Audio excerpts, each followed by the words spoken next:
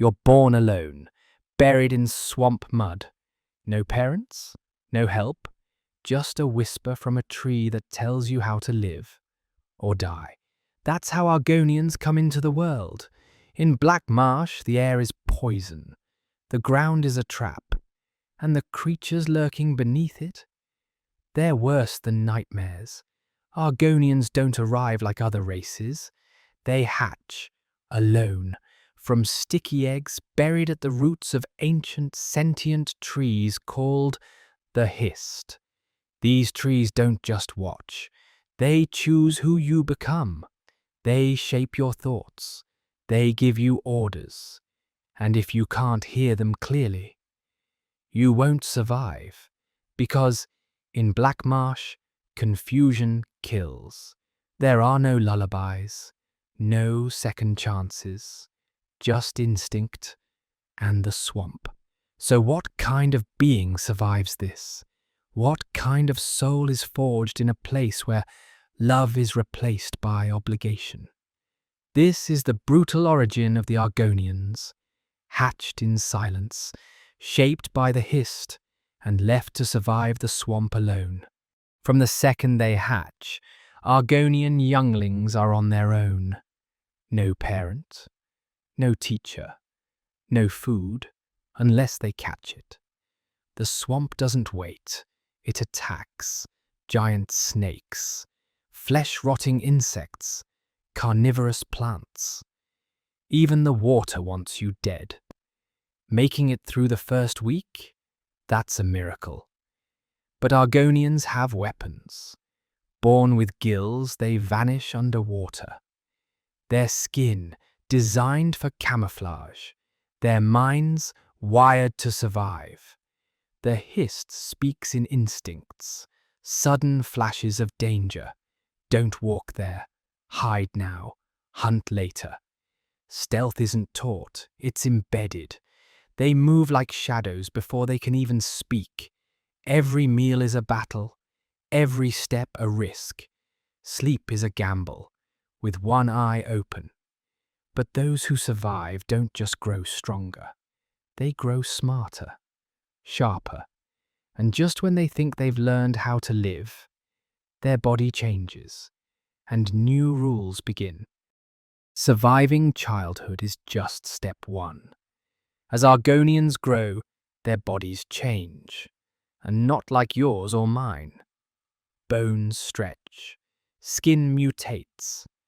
Some wake up with new limbs, others with new instincts. These aren't just growth spurts. They're transformations, forced by the Hist. No parties, no ceremonies, just pain. Emotions spike, confusion reigns, and with no parents, most face it alone, or under brutal tribal mentorship. There are no classrooms here, only the marsh. You learn by bleeding. Sink in quicksand, you remember. Misread the Hist, you suffer. Adolescents are expected to scout, hunt, fight. If you can't contribute, you're expendable. And some start asking dangerous questions. Is the Hist guiding us or controlling us? But those thoughts feel toxic, because for an Argonian, disobeying the Hist is like cutting out part of your own soul. So they adapt, harden, obey. This isn't just puberty. It's a crucible.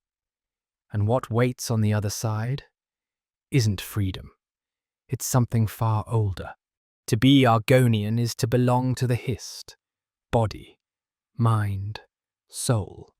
This isn't worship. It's connection.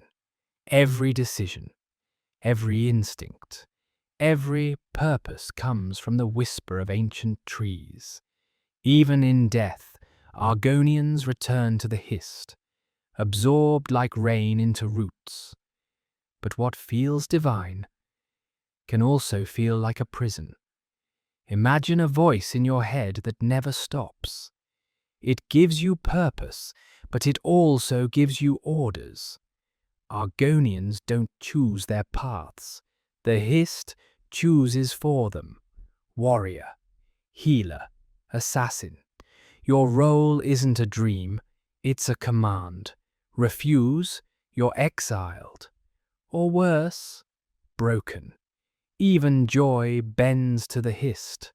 Courtship, art, music, shaped by roots older than memory. And yet, this same tether creates unity, resilience, strength. But at what cost? Can freedom survive under constant divine command? Can identity thrive when purpose is pre-written? Let's leave the swamp and see what happens when the world looks back. If growing up in Black Marsh is brutal, leaving it is a different kind of pain. The outside world doesn't see Argonians as people, it sees beasts. In Morrowind they were enslaved, shackled, whipped, erased. Even now in Cyrodiil, Skyrim, Hammerfell, they're still called lizard, swamp scum. Argonians fight for scraps, dockhands, servants, ditch diggers. A few rise above, but always as exceptions, never as equals. Some hide their roots to be accepted. Others turn to the shadows, because it's the only door that ever opened. And the worst wound, many lose their bond with the Hist. Without it, they feel hollow, untethered. Like a compass has vanished. Every choice becomes a mask. Show your culture, and be shunned. Hide it, and lose yourself. But still, they endure. They build, they protect, they grind.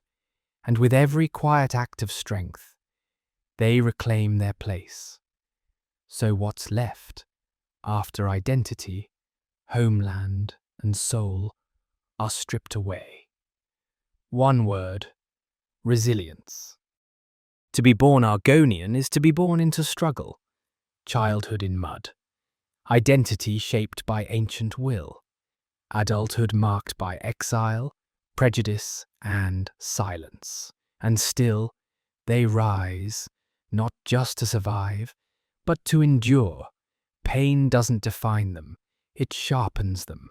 Every Argonian you meet carries a story carved in scars and silence, a soul rooted in ancient memory, still walking forward. They are not victims, they are proof that no force, not history, not hatred, can break a spirit that refuses to bow. So the next time you see one, look closer. You're looking at resilience, made flesh.